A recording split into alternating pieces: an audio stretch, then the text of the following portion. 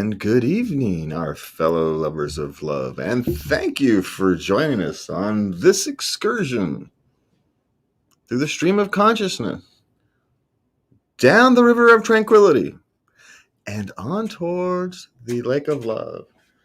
I know, and you're doing all that just outside of the camera. You got half of you, is what they get. We get the lovely Lubby in purplish, pinkish today. I don't know what. We don't care. I don't know, Hugh, what camera that is, but the color adjustment is not quite correct. For those of you who happen to be watching on the live stream rather than the podcast, we have the Lubby is joining us on her own cam today. She's got her own cam, but I can actually see. I can interrupt her cam. Say, hey, it's mine. I can interrupt her cam, so we're actually still here. You're supposed to do that before. I know. I am thankful for your interest. God, I knew this was going to happen today. I shouldn't have tried to use a complicated word before my mouth got warmed up. I knew this was going to happen. We talked about it just an hour ago. We did. Anyway, I am thankful for the opportunity to be here and sitting here trying to make my mouth work for you all tonight. We are here tonight to discuss thankfulness, Thanksgiving, the food of Thanksgiving, and all that various lovely stuff. You just want to slide a little closer into the camera there, love it. There you go. And it also, microphone. Gotcha. You got, I know. Well, it's a little uncomfortable for my leg.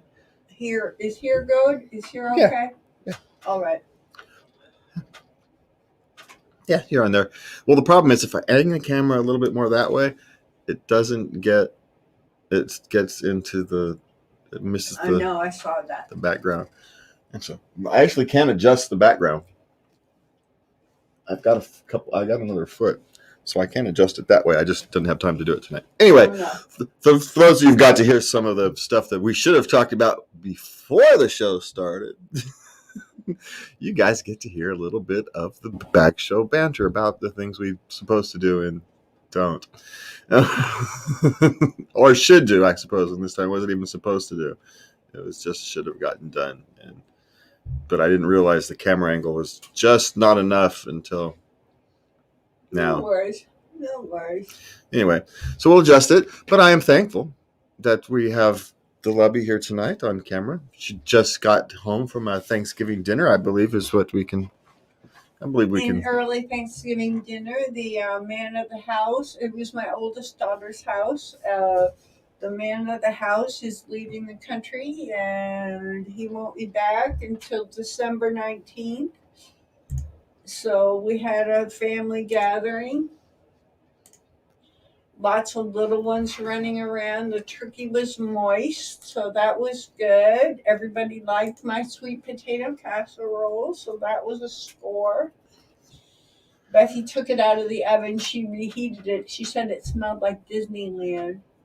Smells like Disneyland. Oh, I guess the marshmallows. Huh? The marshmallows. Yeah, marshmallows on the top of the Yeah, I was disappointed that they didn't have any marshmallows left over, so I could just chew the marshmallows. But having straight sugar probably isn't the greatest thing for me. But sorry, babe. I used the whole bag. Yeah, I noticed. By the way, I did notice that. You didn't ask. I know I didn't ask. I wasn't going to ask. You would go if there happened to be some left over, I was going to steal them, but there wasn't. Well, now I know. Well, no, they didn't need to know. If you use what you use, and if there's something left over, I'll eat them. That was my plan. My plan wasn't to try to, remove some flavor from your dish. Yes, I know. It's probably, but they can have. I could have spared a couple of marshmallows. I'll know for next time. That's all right. They can have the diabetes. I got enough health problems. I got you covered. They can have the diabetes. I have enough health problems. It's a way I can show that I'm thankful for you. Yeah, well, yes, but you showed you cared for me by using all the marshmallows. Well, I didn't know you wanted them. And everybody gets a peek into our little relationship. I'm just having fun with you over the marshmallow. I did kind of saw the package and I was kind of disappointed. I must say, but it doesn't actually mean you're gonna need to turn that thing off. Because the microphone will pick it up. I didn't realize until it clicked off. Anyway. Yeah, I forgot. The things we learn, because that one's louder than the other one, but it works better. I'm sorry. These are things we should talk about behind the stage, but we just rambled on for first 5 minutes of the show. I haven't talked about anything. So that's nice. We killed 5 minutes already. I suppose I should have turned the timer on. Well, we usually talk about our week. Well, I guess that was the week. Hey, I've been working out this week. I guess somebody's thankful for that. And lots of people who seem to care about me are thankful that I've joined the gym and gone to the gym a couple times. And, you know, I got mixed feelings about the whole thing. You know, I'd be honest. You know, I don't have the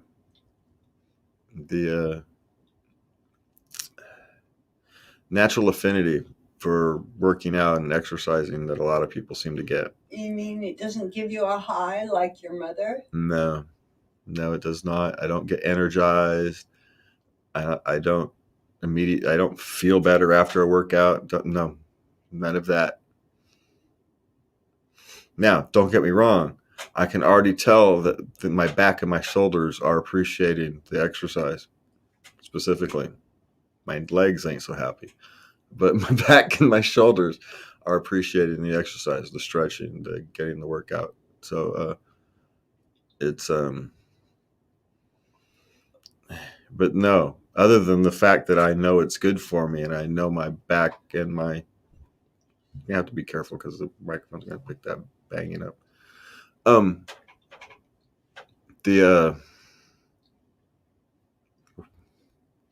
know long term it'll be good for me, and long term I'll feel better. But I don't get the exercise high. I don't get the burst of energy or the feeling better or all those other things people report. I don't get it, which is why I've never exercised before, and I was always just enough of an athlete to not have to. You know, just athletic enough to not really have to. You know, if I'd put some effort into it, I could have been a decent athlete. But, you know, effort was for less talented people. And I see. Yeah, well, I'm paying for it now, ain't I?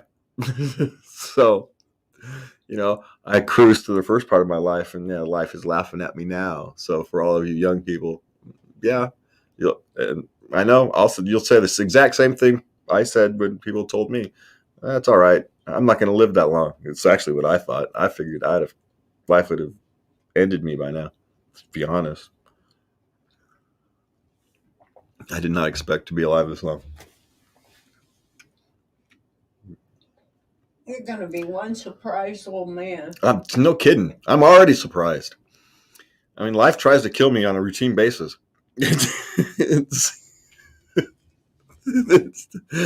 But yet, I don't seem to go anywhere, which I suppose I should be thankful for that. I'm not thankful for it. Don't get me wrong. I'm not in a hurry. I'm in no rush. You know, I don't want to be like, I don't know. I was watching a YouTube video earlier this week about a guy who's a 97-year-old philosopher. And he'd lost his wife a few years earlier, and he'd said he was just existing. You know, and as a young philosopher, he said, you know, you don't know why you fear death, because after death, there's nothing to it. It's just a philosophy kind of thought process I can understand. But now he's sitting there facing the end of his life, and he's fearing death. But yet, when you hear him talk, is he fearing death, or is he fearing his existence? It doesn't seem to me like he's fearing death. He's just waiting for it. It almost seems to me like he's fearing his life without his wife. He lost his wife, and now he's fearing living. He's fearing existing. But yet, you know, you don't have it in you to end it, which is, you know, it's not even a thought. You know, ending it yourself is not even a thought. because it's not what you do. You know, he's not depressed. He's not dealing with mental illness. He's just old, and he's lonely because the love of his life. They'd been married over 70 years. You know, he didn't know any different, essentially. After 70 years married to the same person, you don't know life any different. It's almost sad. It's that they have to die at separate times. You almost wish couples like that can go at the same time, within days of each other. Sometimes they do. Yeah. Because, you know, they kind of deserve that, don't you think? You know? Yeah. Yeah. But life doesn't always give us what we deserve, no? Does it? It gives us what it gives us, and we have to make the best of it and be thankful for the time we have with those we love. And try to move on when those times come that, you know, we have to deal with loss. Another friend of mine is dealing with loss, or the approach of loss. Elderly fathers passing away. They're all kind of surprised they lived that long, but, you know, it doesn't help with the pain of the moment, does it?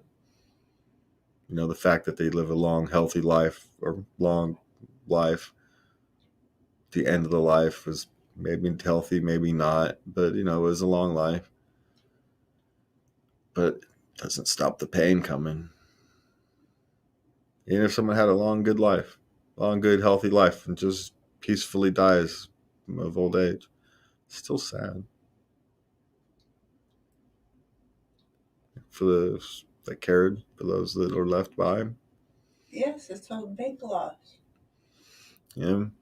And even when you have it, those times where it's almost a relief for both you and the person who passes, you know, the end of life is not always pretty.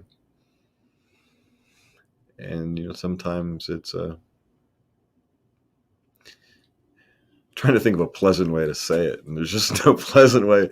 You know, sometimes those end years, the end months are difficult for everybody, at best, shall we say.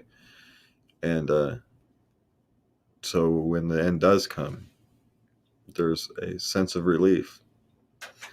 They no longer have to suffer, and those that are left behind can properly grieve. But they still have to grieve. And, you know, this time of year, I think in one of the articles we posted as kind of our show prep, what we used for show prep today, there was a discussion about grieving and dealing with the trauma of the holidays. It's a trigger for a lot of people. And a lot of people lose their families around the holidays, but, you know, the first Christmas after the loss of a parent is often traumatic. You know, as you feel that loss again, even if you've fairly well gotten over it, you feel it again. You know, I luckily haven't had to lose a parent, you know, but I've lost, you know, so you don't have that. Grandparents are a little different. I think you kind of expect to lose them at some point in your life. Your parents, you don't. You know what I mean? I knew when I was a child. I knew I was going to be older, much older, but I knew I was going to lose. That's the way it goes. I realized that when my grandparents died. I knew I was going to be in my mother's shoes one day. Yeah, I don't know. I never. I know logically. I know that, you know, I'm well. Of course, with my health, you know, I never actually. See, there again, I thought I was going to die early, so I never expect to actually outlive. My mother's healthier than me. I mean, if you hooked us up to a medical machine, it's going to point out that my mother probably has a longer chance of living longer. It's just because, you know, she's relatively healthy. I'm relatively not. So despite the fact she got, 20 years on me or so, yeah, women live 10 years longer anyway. And I'm likely, you know, it's just,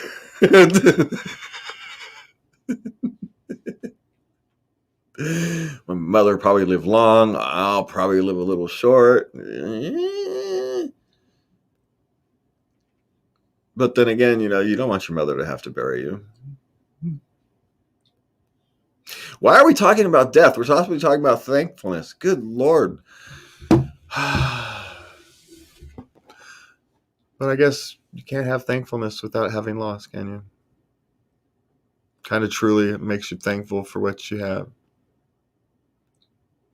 Yes. And to appreciate those relationships You that can't mean so much to us. you can't have one without the other. Yeah. You can't have the great highs of love without the great lows of loss. Yeah. I wish we could.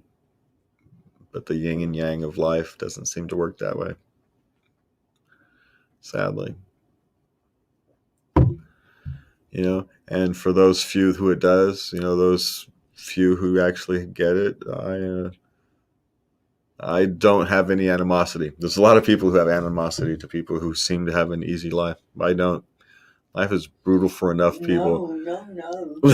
Why would I want, well, let's make their life worse just because our life sucks. Well, no, be happy for them. This was always my theory, is be happy for them. Yes. Just because I'm miserable or theoretically, not as happy as I would like to be doesn't mean someone else shouldn't be. Anyway. So, be thankful for what you have. Grace of God go I, and all that kind of thing. It's hard for me to say that kind of thing because I'm not a believer in God, but I can appreciate the sentiment behind the meaning. The meaning behind of that. I can. Can I read a quote from one of the articles? Yeah, I really please like do. this one. Enjoy the little things. For one day you may look back and realize they were the big things. Was that from the five tips? Yeah. All right, let's go through that one. Let's go through the 5 tips. Okay. So tip number 1, pause and look around yourself. Pause and look around yourself? Pause and look around yourself. What 3 things can I be thankful for in my life today? Mm-hmm. Who are the 3 people I can be thankful I have in my life, and why? Yeah. Don't compare yourself to others. If you can't come up with 3, 1 is great too. Yeah, well, you can come up with 3. Think harder. Spend some more time. Get a little introspective. You can come up with 3. Work harder at it. I'm serious. Okay. Yeah, I know you are. All right, so what else we got? Number 2. Express your thankfulness. Yeah. That's a good one. Okay, don't stop at just coming up with people for whom you are grateful to have in your life. Take a few seconds and tell them about it.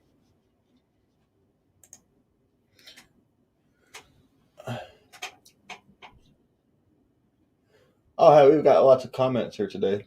I wish I could read. Daniel Graham. Thank you, Daniel. Oh, we don't cover those things here. I appreciate you. I appreciate the sentiment, but we don't cover the politics here on this thing. Talk to me on Mondays at 11:30 Pacific time, and we can talk politics. But here we talk life and love and things like that. Same Facebook comments, but I also have I talk politics, but this is where I don't. It's kind of the whole point. You're always talking politics. No, you not do here. With me every day. Yes, with you, not here at the on this on not this in show. This show. No, this is the this break. is the respite. This is the respite. Yeah. This is the rest. This is something different. This is what we do to keep us grounded. Counterbalance that. But there's more to it than that, though. Just to kind of be thankful about, talk a minute about thankfulness, about what we're doing and expressing the thankfulness. I am thankful to share, to borrow from AA, my experience, strength, and hope. Well, I'm thankful for us to be able to express ourselves, because if you can reach one person, and you can, I don't want us to say change one person's life, because that's not what we're after. But if you can have a conversation with one person,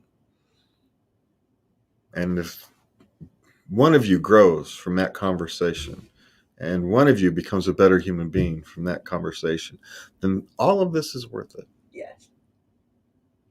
It's not about making the world a better place. How the hell do I know what the world a better place is? But I do know that having quality conversations makes the world a better place. And so we try to do our part to have quality conversations with love and compassion, and we try to spread some of that. And this is and the desire to counterbalance the politics created this. The desire to make sure we didn't lose ourselves, or I didn't lose myself in politics. And I'm going to take an opportunity to focus on the love and the compassion side of what I also do in politics. I don't, oddly enough, this is a one-way street here, but the politics is a two-way street. I say we leave politics out of this show, but I don't leave this show out of my politics.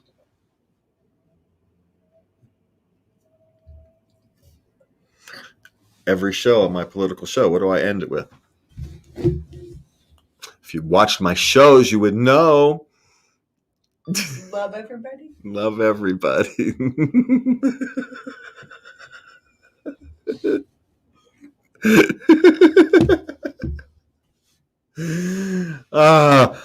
It's all right. I'm having a good time over here today, I guess. Okay. Well, I'm glad you are. All right, so where are we at now? We're at number 3. All right. Look towards yourself too. Ask yourself, what are 3 things I can be thankful for about myself? It could be that you were a good sister during a crisis last week. It could be that you finally got done with that boring or difficult task you've been procrastinating on. You could simply be thankful for your good sense of humor.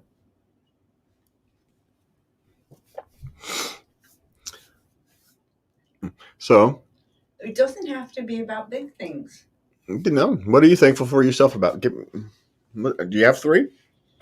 Me? Yeah. Or I can do that. I can pull 3 out of my out of my head. I'm a good listener. Uh-huh. I am honest. And oh gosh, I'm stubborn. I have boundaries. I have very firm boundaries. I know how to say no. Hey, I'm thankful. There's nothing wrong with being thankful for being stubborn. It's as long as you know when and where to use it. There's nothing wrong with being thankful for that. I'm just pointing that out. I mean, because you know what you mean by stubborn. Yeah. I have very firm boundaries. Yeah. Now, but those are movable. Yeah. They are movable. They're not set in stone. I have a couple that are set in stone. I won't lie for you. You're going to have to do that for yourself. So let's see. For me over here, apparently I'm pretty hard to kill, so that's kind of nice. That's something to be thankful for, I suppose. Yeah. So I'm pretty resilient there. I have learned to become empathetic, which was actually a long, laborious task. Something that I had to work out. Some people are naturally, but I'm also naturally kind. So even when I had trouble being empathetic, I was always naturally kind.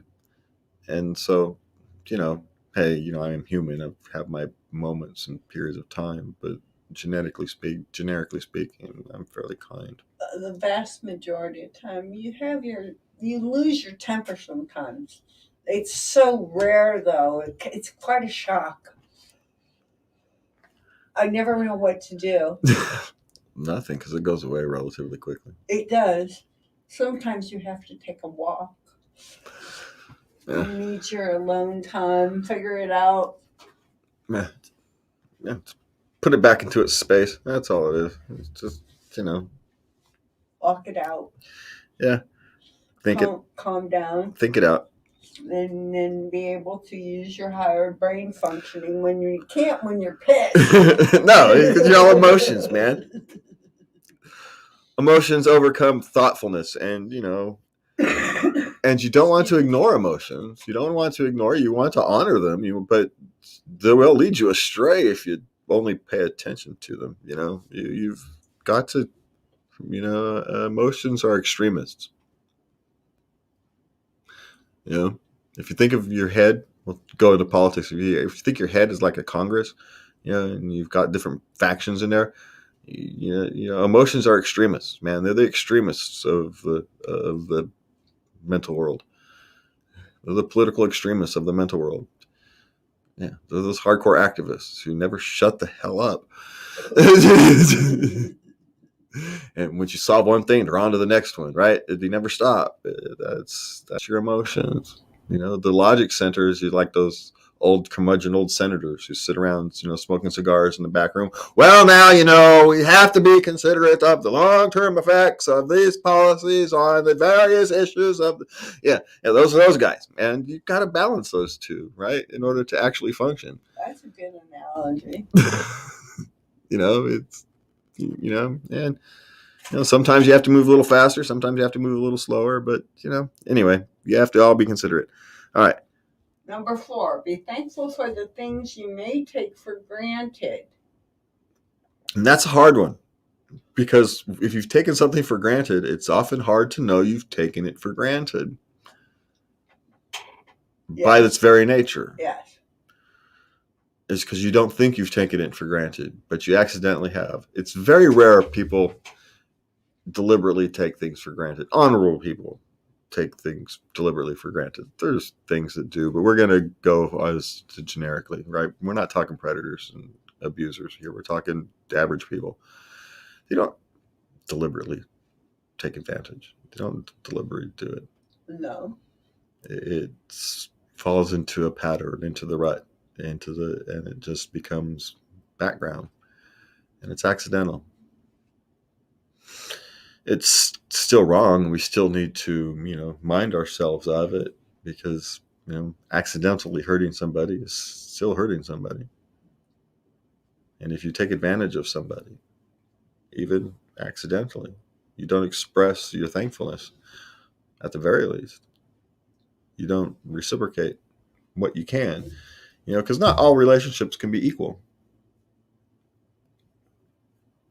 Sometimes you have a best friend from high school, and you're really successful, he's not. And so, if you want to go out and go fishing or take a trip with him or something, you're going to have to carry the financial load. But you do it because of the emotions and that are attached to it. It's not logical, it's emotional. But because they express how their willingness, they keep they keep their end of the relationship up. It's okay. That's the point. All right, what's this next one? Number 5, start or end your day with thankfulness. And they have it said to make thankfulness into a habit that sticks, find a regular time for it in your day. And they suggest writing them down. And this is a good habit. It's because it's really great to look back on. and see the things that how you've grown, how your concerns have changed. You know, it jogs your memory. Oh yeah,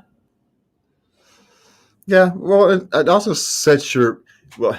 Oh, for those who have trouble with these things, I think there's different types of people. Some people this kind of thing works for, and other people it doesn't.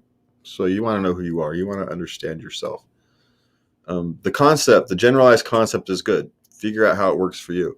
But if you're one of those people who, you know, what happens the first thing you get out of bed kind of sets the tone for your whole day, then you want to start your day in a proper mental frame of mind, and this is one way to do it. And yeah, so depending upon your personality type, these kind of things can have more impact than others. But if you are someone like that who, how you start your day greatly impacts the rest of your day.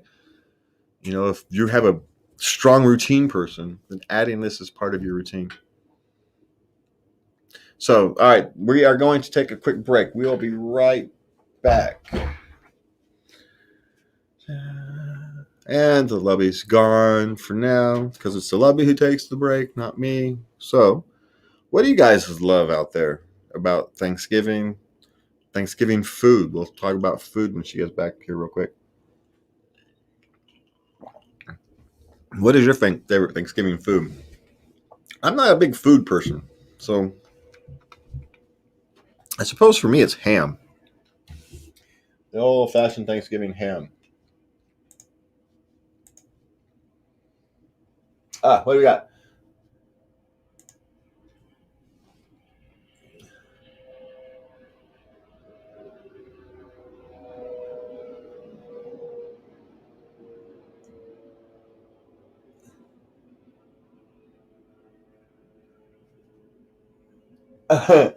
Okay, here's my bad eyesight. Hold on a second. Let me read this.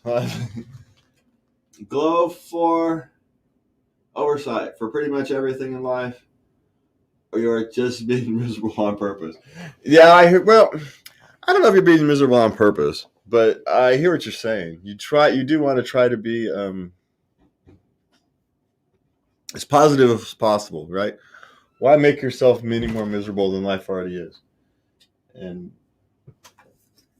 And so you try to keep this positive mental attitude as you can. I think is a good idea. So we've been here having a conversation with our live viewer, Mr. Daniel. lovely. Daniel loves food, and you had a nice turkey dinner today. I had a nice turkey dinner. The turkey was very moist. Okay, so before we are back from our break. We want to thank you for joining us here on Late Night Love. You can find everything you want to know about the show at latenightlove.us. And you can find us on all your various social media platforms. Come on, go away. There we go.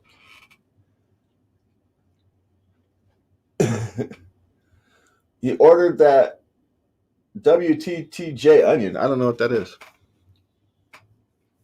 I don't know anything about food. So, despite the fact that I used to work in a restaurant, and I was a prep cook in a like a 4-star restaurant, I like 14. I know nothing about food anymore. I used to know stuff about food. I don't know anything about food anymore. Well, because I don't taste it right. So that's the point. So what'd you have for Chad? You guys had a turkey. We had turkey cranberries, Uh-huh. Mashed potatoes and gravy, sweet potato casserole. We had a corn and Texas cornbread casserole. We had a green bean casserole. We had macaroni and cheese made with smoked Gouda. We had rolls. We had pumpkin pie and pecan pie. Yeah. Well, I should have gotten it. Well, because usually they have some weird food that I can't eat, and then it's rude for me to not eat. And No, honey, that's on Eid. That's when they have traditional Bangladeshi dinner. Yeah, but last time they did it on Thanksgiving too. They had I don't know what the hell did they have? Biryani. No, it wasn't biryani. It was I don't know. It was the goat's head or something. Maybe it was goat. They never did a goat head. Maybe it wasn't a goat. What was it? Goat? Wasn't a head. Yeah, they had goat. Yeah. Anyway. Yeah, they have goat. It's very good. But I don't taste food right anyway. So anyway. So yeah. Anymore. Anyway. So there's that. So, but we have Thanksgiving dinner here coming up Thursday, or more traditional date, traditional time type of thing. My traditional family Thanksgiving. First one in a couple years. Might be a big to-do gathering. See how many people show up. Yeah. Who knows? Should be fun. Like I said, all I like is the ham. Beaver tail. What do you think beaver tail tastes like with onion? Oily. Oily? You think beaver tastes oily or beaver tail? I think beaver tail is oily. Greasy. Well, I could take the short way out. It'll be gamey. Take the short way out. It'll be gamey. Do you want to get to some questions? All right, let's see what we got left here. Let's see. I've lost my. This whole eyesight thing is really annoying. I am not thankful that I'm losing my eyesight, but I suppose I am thankful that I can still see some. What does it mean? So we've actually kind of covered. Well, there is one thing. What is the difference between gratitude? This is actually an interesting philosophical question. So we'll kind of cover this real quick. Difference between gratitude and thankfulness. Wasn't gratitude more of a verb? Well, I think thankfulness is gratitude. This particular the article I posted on the website latenightLove.us, by the way, was I think gratitude was an emotion. I'm waiting for it to load. It's not loading. I'm trying to remember what the gratitude was an emotion. Thankfulness is an action, or was it thankfulness? Anyway, one of them's an emotion and one of them's an action. I think thankfulness is an action and gratitude is an emotion. Or maybe it's the other way around. Stupid thing isn't loading for some reason. But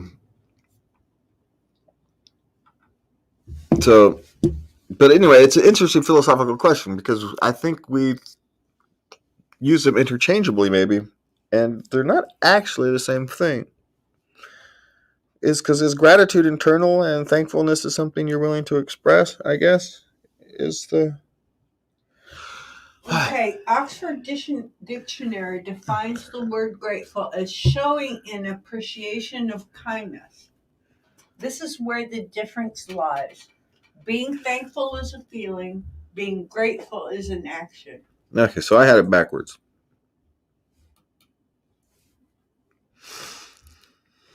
Or, according to the dictionary, I have it backwards. So, I mean, it's an interesting concept, the difference between the two. Between thankfulness and gratitude. Because they're related, but they're not the same thing. Right? I think is... Well, one can lead to the other. Yeah. But can you have thankfulness without gratitude? Grateful, thankfulness? See, I think it's the same thing. I think maybe it's a distinction without a difference. Anyway, it's an interesting philosophical question to think about if in one of those nights when you're having trouble sleeping. Yeah, a way to cure insomnia.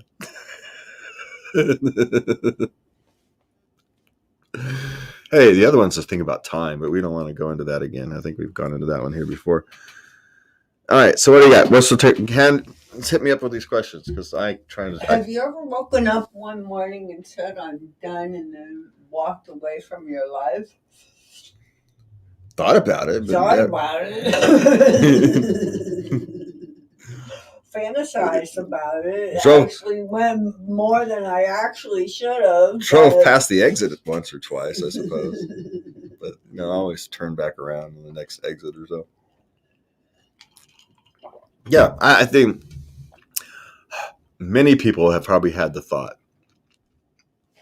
when life is got you down and nothing seems to be going right. And, you just want to go somewhere else and start over. But then, of course, you realize that you're never going to really start over. It's always going to be hanging up behind over you. And even if you do manage to get out from under this set of problems, it's still you. And you're still going to go ahead and create your whole another set of problems. So you might as well just fix these ones, or try.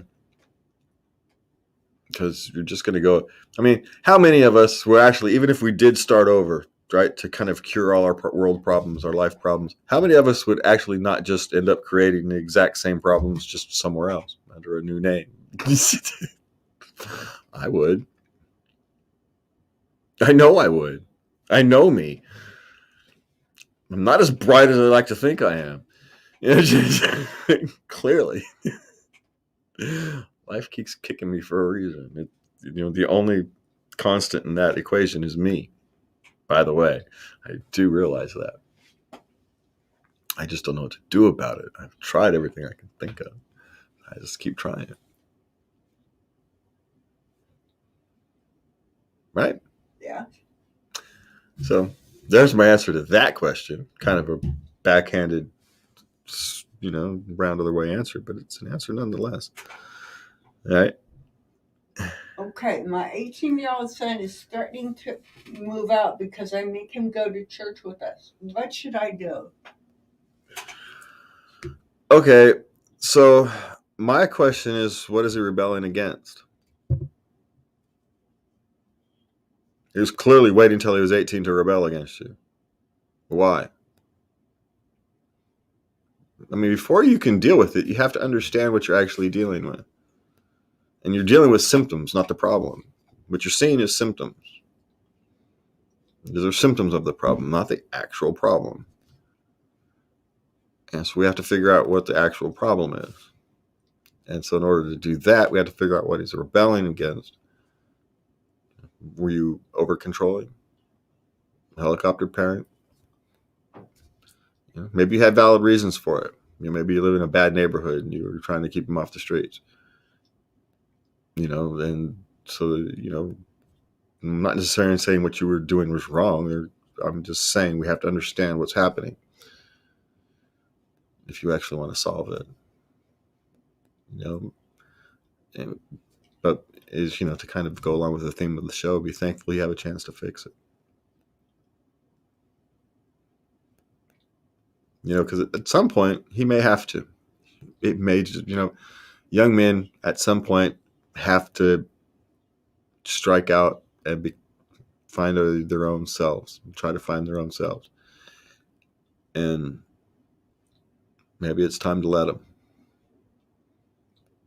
Just, you love them and say, hey, okay, when you're ready to come back, you've got a bed. Or not. There's no right or wrong answer here. That's kind of the problem. I can't say this is what you should do. It's complicated because I don't know the family history. I don't know the personality of the teenager. I don't know if there's something legitimate to rebel against or if he's just rebelling because it's generic teenage rebellion. Don't know. Well, he waited until he was 18. Yeah. And there could have been some trauma right around the same time. 18 may not have had anything to do with it. There may be something else going on. There could be drug abuse or alcohol abuse or something.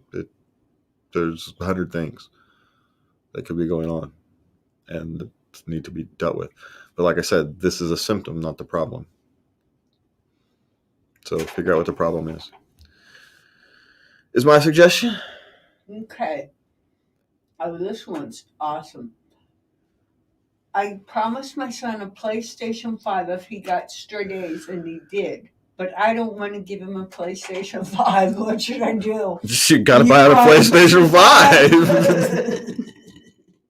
5. You messed up there, didn't you? That's on you.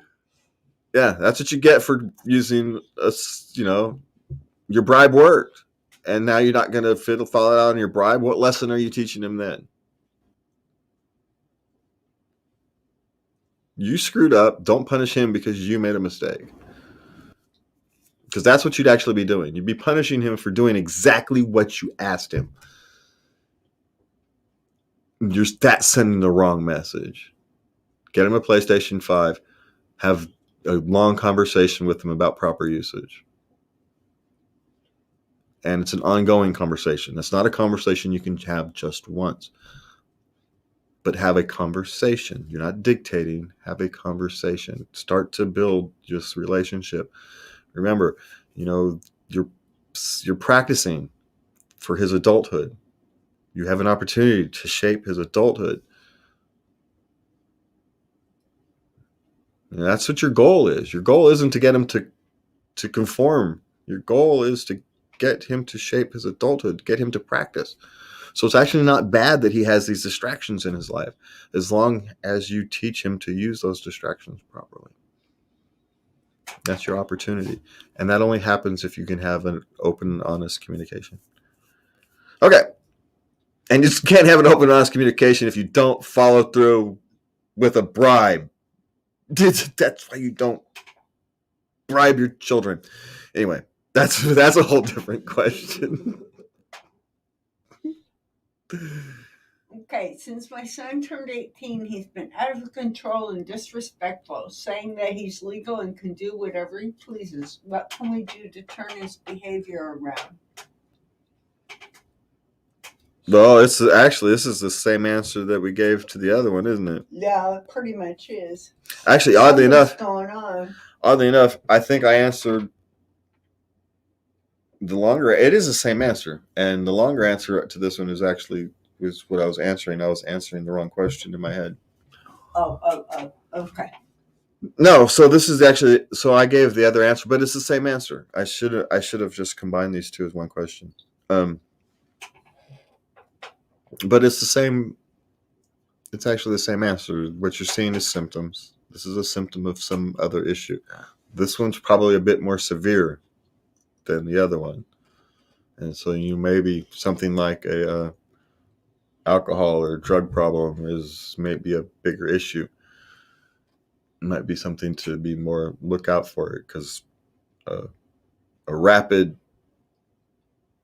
personality change. Yeah.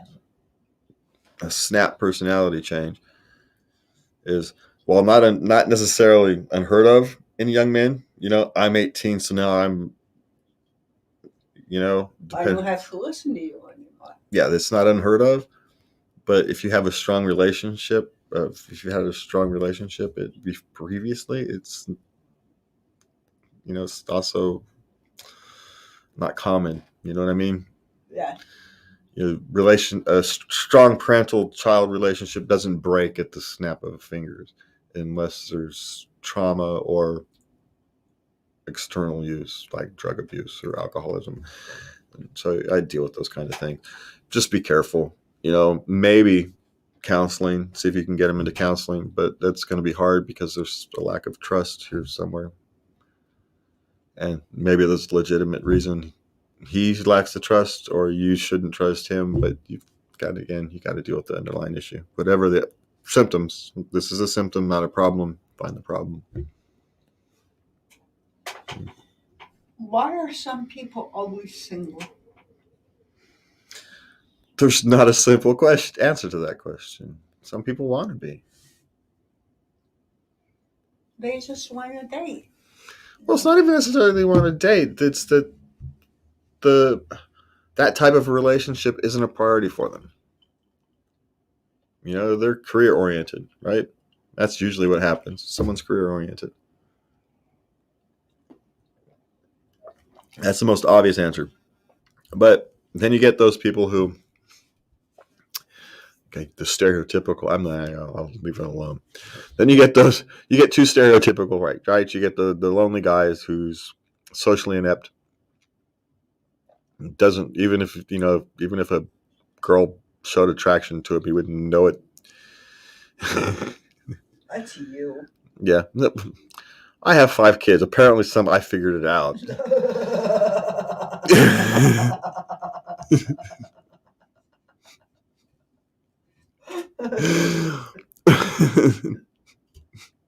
but if you get those, and you get those those longtime single women who end up with the 50 cats who never married.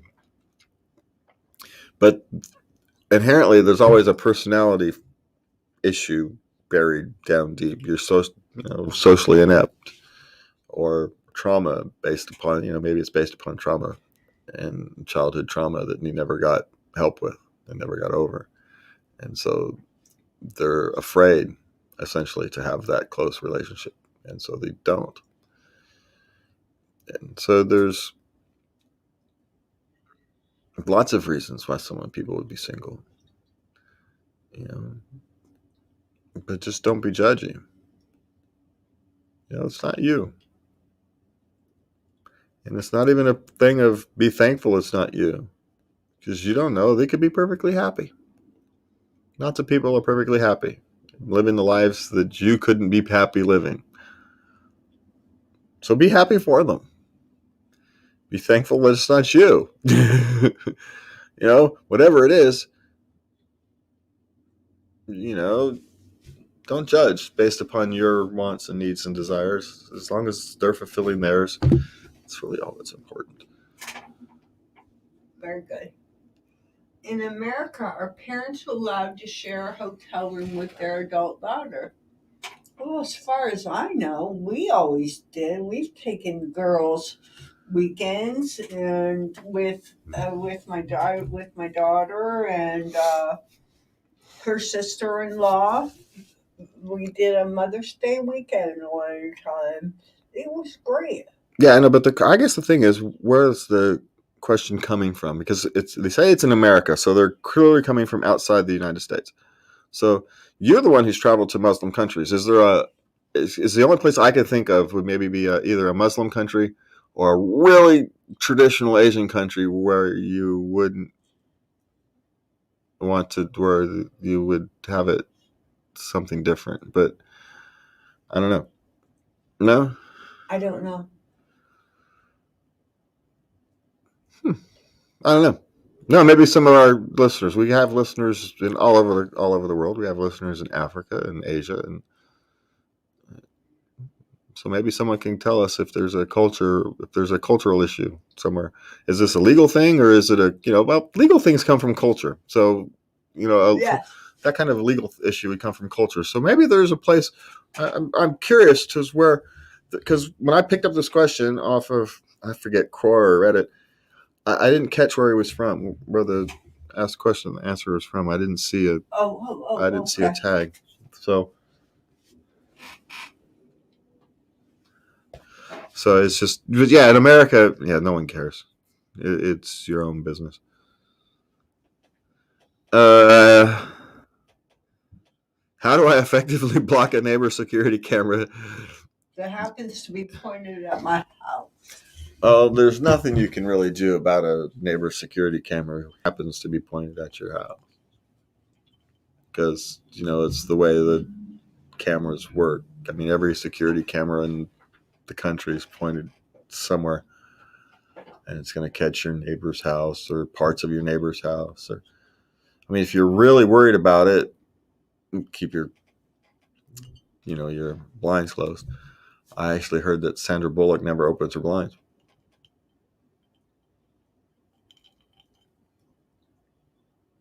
Because paparazzi. I guess her house can be seen from the thing, which is kind of sad because then she can never enjoy the outside view. But you have to decide which ones you're more worried about. But I would say, unless you think your neighbor's actually creepy, don't worry about it. No one's going to spend time going through their stupid security camera just to look and see what, whether you're wearing underwear or a robe when you go to pick up your newspaper in the morning. I don't think no one cares. My boss purposely makes all interview candidates wait 1 hour past the scheduled interview time. This is their filtering method, as they refuse to consider anyone who leaves during the 1 hour wait. Is this legal? Well, it's probably legal, but it would tell me a place that I wouldn't want to work. I wouldn't want to work there. So it's this, how oftentimes we think of they use it as a screening process.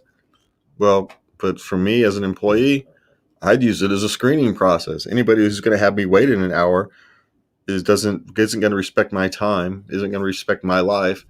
Now, as when I'm not even an employee, sure the hell ain't going to respect it when I am an employee. So no, they've lost my opportunity as an employee.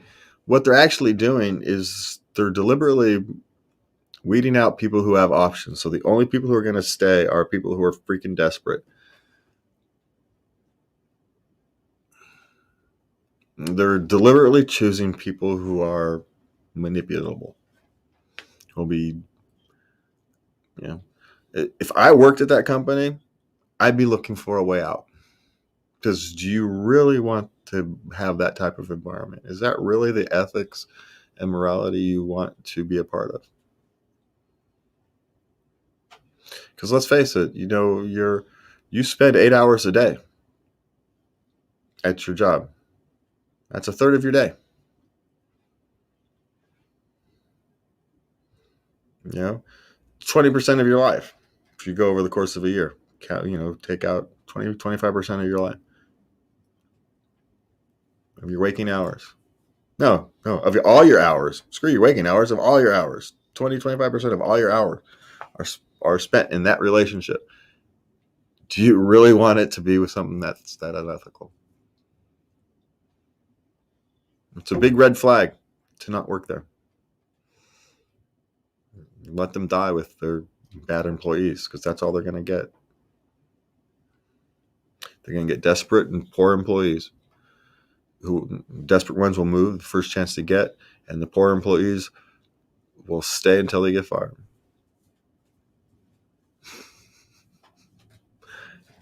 That's not a recipe for long-term success. So don't work there is the answer to that.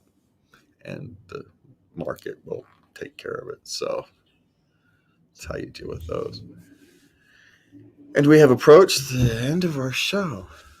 It's been a nice night to have Lubby on. We want to thank you for coming. Now we should see if we can get you on for the rest of these time.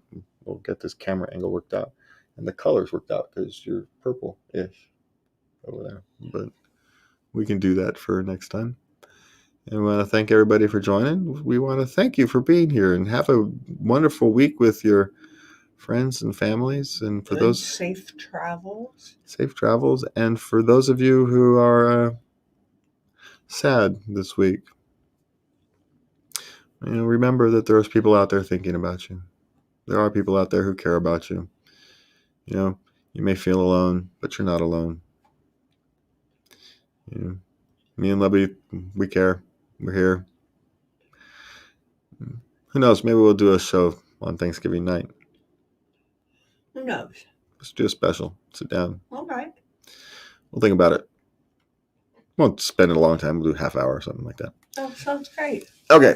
So for me and Lubby, I want to thank you guys for joining us. You can find us at latenightLove.us. You can find us on Facebook at The Late Night Love. You can find us on all the other social media things with Late Night Love. You can find me on Twitter at JazzRec. You can email the Lubbinator over there. Send her a dear Lubby letter at love@latenightLove.us. And from me and Lubby, good night. And remember to love everybody. Good night.